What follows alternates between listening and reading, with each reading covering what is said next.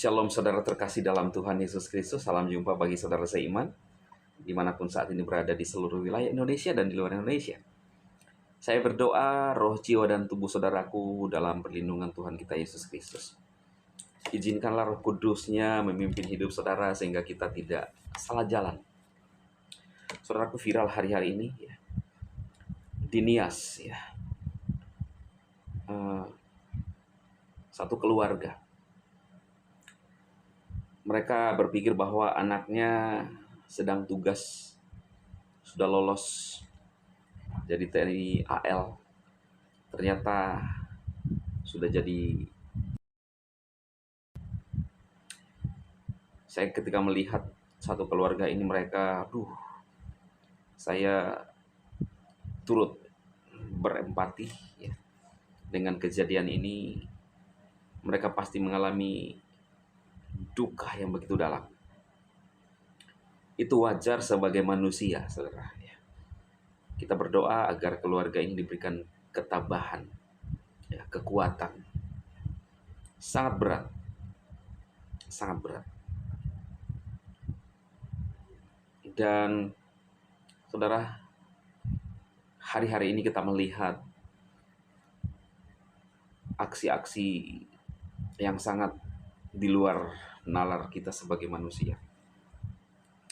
Biar ini menjadi pelajaran bagi kita. Hanya karena masalah-masalah pingin uang, saudara. Benar kata Alkitab bahwa akar dari segala kejahatan adalah cinta akan uang. Ya. Orang bisa melakukan apa saja demi mendapatkan uang, saudara. Dan itulah yang dilakukan oleh oknum yang melakukan sesuatu yang mengerikan, saudara. Ya. Uang 200 juta. Dalam Keluaran 20 ayat 13, saudara. Hukum Tuhan untuk bangsa Israel. Untuk saudara yang menyaksikan video-video saya ini. Ayat 13 dikatakan, jangan. Jadi ini adalah sebuah perintah yang harus kita ikuti.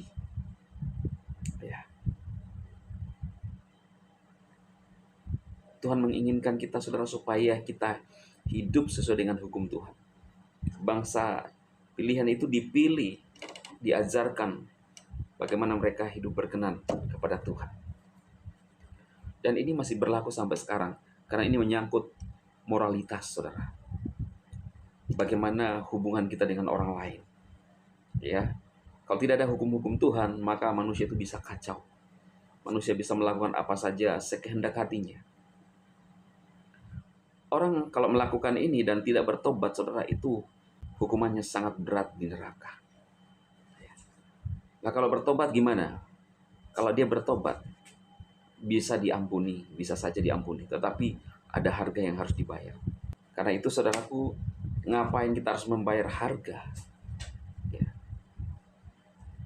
Kalau kita bisa hidup merdeka. Karena itu hukum-hukum Kristus adalah hukum-hukum di atas standar hukum dunia. Kalau kita mengikuti apa yang Yesus sampaikan, ajaran Yesus, maka percayalah, kita akan terluput dari penghukuman dunia. Kecuali, saudara, orang itu sengaja, ya. Karena kata Yesus, karena kebenaran kamu mengalami penderitaan.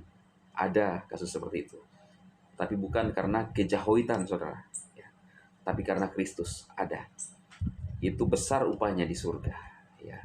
Karena kita mengikut Kristus, kemudian orang melakukan apapun untuk mencari-cari kesalahan, padahal kita hidup benar, nah upahnya besar di surga. Tetapi kalau kita melakukan kejahoitan seperti melanggar Keluaran 20 ayat 13, saudara, Keluaran 20 ayat 14, ayat 15, ayat 16, itu menyangkut moralitas semua. Dan itu masih harus dikerjakan, masih harus diikuti, masih harus dituruti sampai saat ini. Ya, bukan berarti bahwa, oh Yesus kan sudah datang untuk menebus, ya enak, selesai semua. Oh tidak, saudara.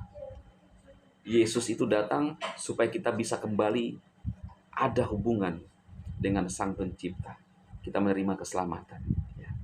Biar apa yang saya sampaikan ini, sering singkat ini, menolong saudara, menguatkan saudara, sekaligus kasus-kasus itu jadi pelajaran buat kita.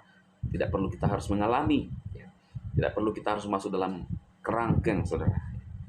Cukup kita belajar dari pengalaman orang lain. Kita kuasai diri kita. Kita doakan keluarga yang mengalami musibah ini diberikan kekuatan, dihiburkan oleh Tuhan, apalagi kalau khusus, dan mereka bisa melewati masa-masa sulit ini, saudara, ya. Tuhan Yesus memberkati.